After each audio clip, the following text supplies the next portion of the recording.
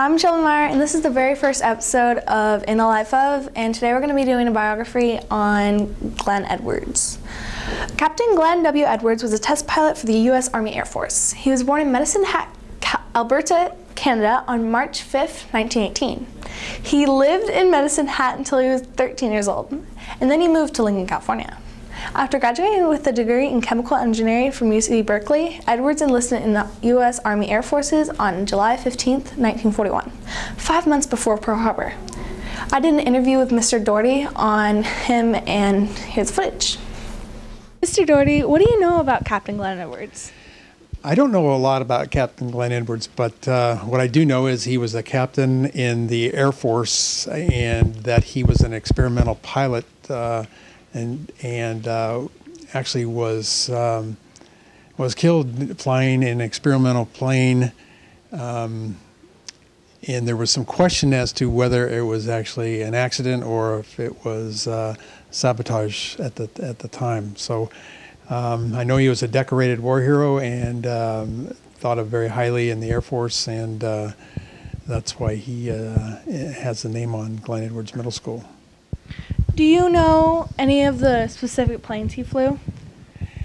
I know that the plane that he was flying when the accident was a flying wing, which was in a very experimental plane, and it kind of has led to the stealth bomber.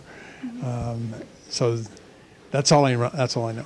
Okay, thank you. Okay. Here is a video of Lieutenant Colonel H.E. Warden as pilot and Captain Glen W. Edwards as co-pilot, getting back from a record-breaking non-stop flight from Long Beach, California to Washington, D.C. Here it is. Arriving at Washington, D.C., the Mixmaster, piloted by Lieutenant Colonel H.E. Warden, completes a record-breaking non-stop flight from Long Beach, California. Co-pilot, Captain Glen Edwards, shared the job on the swift flight of 5 hours, 17 minutes, topping the former unofficial mark of 6 hours from Seattle. The Speedy Douglas bomber gets her nickname from her radical tail propellers, which sing a mighty song. In May 1948, he was selected to join the team of test pilots and engineers at Mohawk Air Force Base who were then evaluating the Northrop YB-49, the all-jet version of the exotic flying wing bomber. Bottom picture. After his first few flights, he was not favorably impressed, confiding in his diary that it was the darndest plane I have ever tried to do anything with, quite uncontrollable at times. Then on the morning of June 5th, 1948, the YB flying wing crashed just north of Mohawk Dry Lake. The co-pilot, Air Force Captain Glen Edwards, and all 4 other members of the crew were killed.